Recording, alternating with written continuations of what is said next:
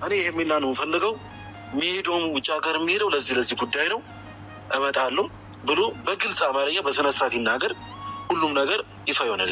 ሰላም ጤና ይስጥልኝ። ወደ ተከበራችሁ ቤተሰቦች እንዴት ናችሁ? ነው ያለው እግዚአብሔር ይመስገን። ቤተሰብ እንግዲህ ቡዜ ጀግናዋ መጣለች ማለት ነው። ያው እንግዲህ ቡዜ እና ኤፍሬም ክርክር ላይ ናቸው። ኤፍሬምን ጠርታዋለች። ኤፍሬም እንግዲህ መጥቶ ምንድን ያለው መግቢያ ላይ እንደሰማችሁት አብርሽ ከማንም ጋር ይሁን ከማንም ይሁን ምርጫውን ልስማ፣ ሄርሜላን ራሱ ቢመርጣት እኛ አምነን እንቀበላለን፣ ምንም ነገር አናደርግም ብላለች ብሏል ማለት ነው።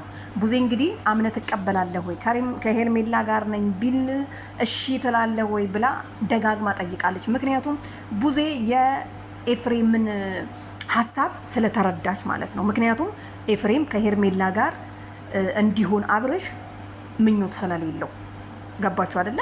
ስለዚህ አብርሽ ከዚህ ሀገር ቢወጣ ልጅ አለው፣ ሚስት አለው፣ ሄርሜላ አለች፣ ሩታ አለች። እኔ ግን ብወጣ ብቻዬን ነኝ፣ ማንንም አላስብም ብሏል ማለት ነው። አንዳንዴ ሲንግል መሆን እንግዲህ ያው ለዚህ ይጠቅማል በዛውም ማለት ነው። እና ምን ለማለት ፈልጌ መሰላችሁ? ቡዜ እንግዲህ ጀግና ነች የምለው በምክንያት ነው። ምክንያቱም አሳምነዋለች፣ የምትፈልገውን ነገር ጠይቀዋለች። ምክንያቱም አንተን እነኝን ሰዎች እያበጣበጥክ ያለኸው አብርሽ ብቻዬን ልሁን ሲል አቶንም ፓስፖርቱን ተቀበላችሁት፣ እንዳሄድ ያደረጋችሁት ቀረል። በቃ ከምወደው ሰው ጋር ልሁን ልኑርበት ተውኝ እዚሁም ሲል አላስቀምጣላችሁት።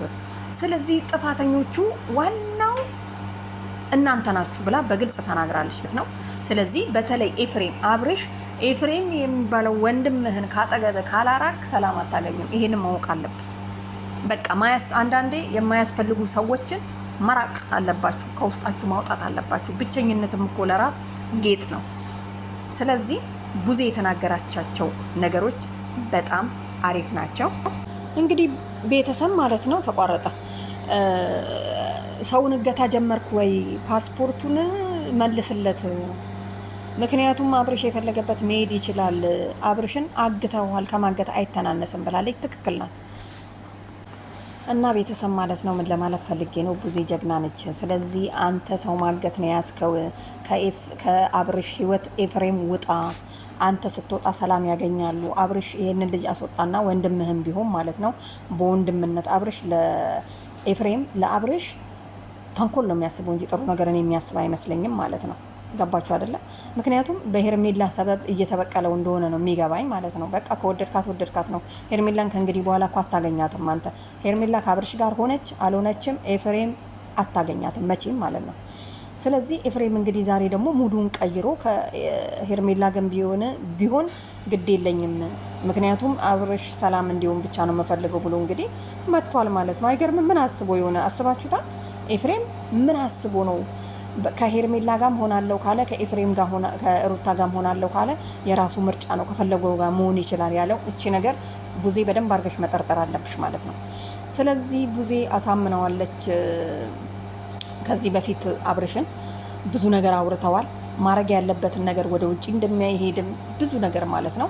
እንግዲህ ምንድን ያለው ፓስፖርቱ ላይ ሳይ በጣም ብዙ ወራት ነው የሚለው፣ ብዙ ቀን አይደለም። ስለዚህ አብርሽ ብዙ ሰዎች ነው ጥሎ የሚሄደው ከውስጡ ከህይወቱ። አያችሁ አይደለ? ስለዚህ ከሄደ ቶሎ ላይ መጣ ይችላል። በዛ ላይ ደግሞ ጓደኞቼ ናቸው የጠሩኝ ብሏል። ስለዚህ ላይ መጣ ይችላል ወንድሜ፣ ለዛ ነው የተቀበልኩት ብሏል። እንግዲህ ቡዜ አፍጥጣለች። አምጣ አታግት፣ ከማገት አይተናነስም። ትክክል ናት ቡዜ። አትናገሪ፣ ከተናገርሽ ጀግና ነሽ የምልሽ ለዛ ነው ማለት ነው። አልሰማህም እንደውም በቃ ብለዋለች ማለት ነው። እና በግድ ነው የሚያወራው ኤፍሬም እስቲ ተዋቸውና ማለት ነው። አብርሽንም ሄርሜላንም ሩታንም ተዋቸውና አብርሽ እስቲ ምንድን ነው የሚያስበው?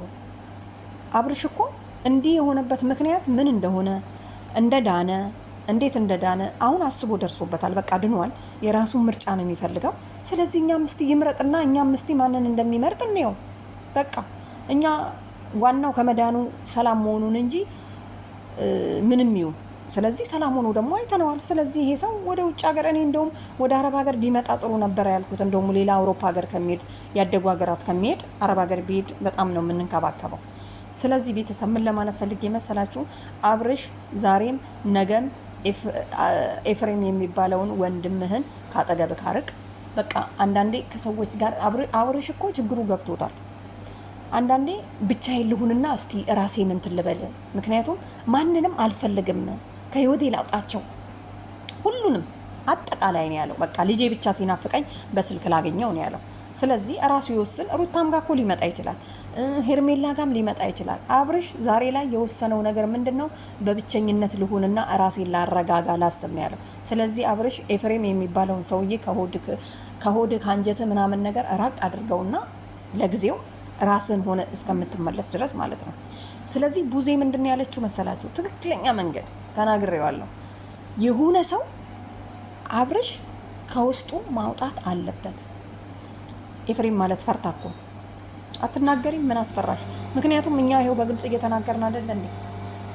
ኦዲየንሶች በግልጽ እየተናገሩ አይደለ እንዴ? ተንኮለኛ ነው ኤፍሬም፣ ለአብርሽ አግዞ አይደለም፣ ለሩት አግዞ አይደለም፣ የሆነ ተንኮል አስቦ ነው እያልን ነው። ስለዚህ ወንድምሽም ቢሆን አብርሽ ትንሽ ራቅ በል፣ እንትና ኤፍሬም ራቅ በል ከአብርሽ ላይ ተረጋጋ። ለማንኛውም ቡዜ ማለት ነው፣ ቡዜ የተናገረችው ንግግር በጣም ሀይ ነው።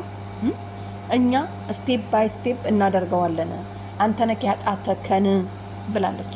ለማንኛውም ቤተሰብ ይመቻችሁ። ቡዜ እንግዲህ ያው ጀግና